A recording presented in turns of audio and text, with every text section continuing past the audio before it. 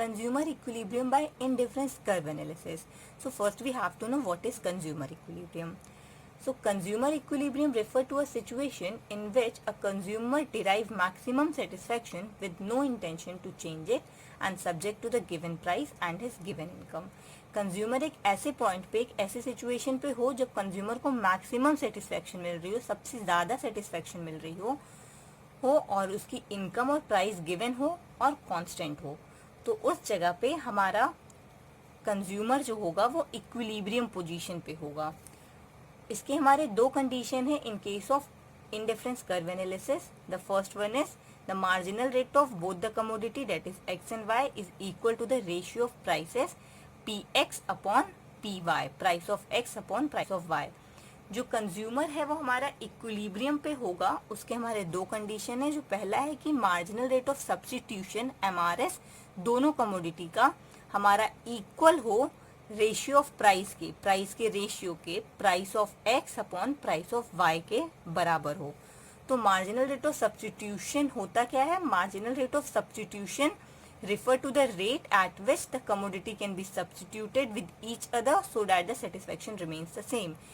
Marginal rate of substitution एक rate है जिसपे जो कमोडिटीज है वो सब्स्टिट्यूट होती हैं एक दूसरे के साथ, लेकिन उसका जो सेटिस्फेक्शन है और उसका जो सेटिस्फेक्शन है वो हमारा कंज्यूमर का सेम हो. और मार्जिनल रेट ऑफ सेटिस्फेक्शन का फॉर्मूला है willingness to sacrifice upon willingness to gain. फिर है हमारा जो सेकंड कंडीशन है वो है मार्जिनल रेट ऑफ सब्स्टिट्यूशन जो है वो कंटिन्यूअसली फॉल होना चाहिए. अगर वो इक्विलिब्रियम की कंडीशन है तो कंज्यूमर की जो सेकंड इक्विलिब्रियम कंडीशन है वो है कि marginal rate of substitution must be diminishing at a point of equilibrium. Equilibrium के पॉइंट पे वो फॉल होना चाहिए. और यही रीजन है हमारा कि मार्जिनल रेट ऑफ सब्स्टिट्यूशन ही हमारा रीजन है कि जब वो फॉल होता है, इसीलिए हमारा जो इंडिफरेंस कर्व है वो कॉन्वेक्स टू द ओरिजिन होता है.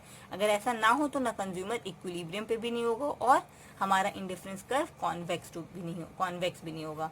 तो हमारे डिमिनिशिंग का क्या मतलब हो रहा है कि हमारा ये ग्राफ था. In the last lecture I discussed all about this, so you can go there too. So first you have to watch that video and then come here.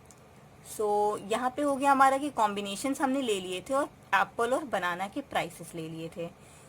तो वन एप्पल जब गेन हो रहा है तो 15, first में 1 Apple और दूसरे में 15 बनाना था हमारा.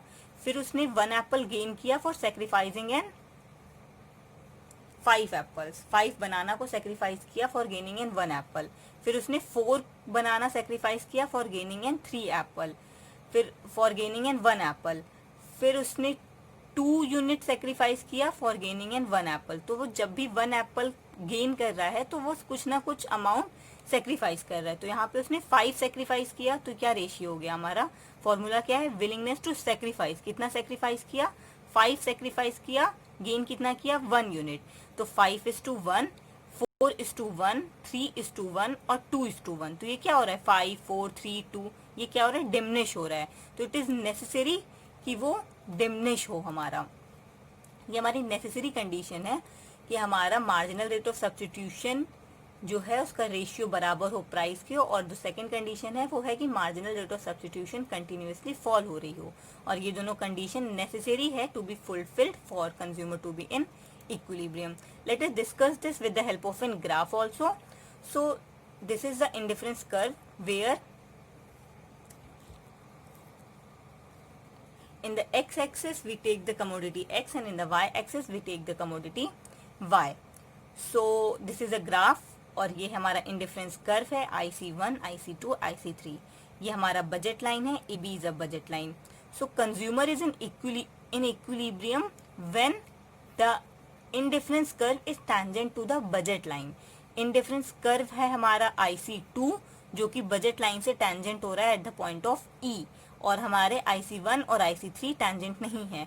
IC2 हमारा टेंजेंट है at the point of E. So this is an equilibrium point where the consumer is buying OM quantity and ON quantity of Y commodities.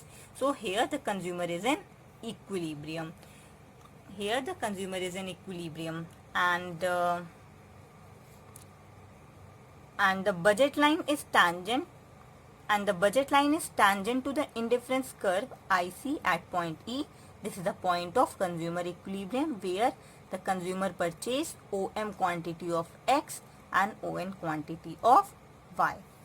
Thank you.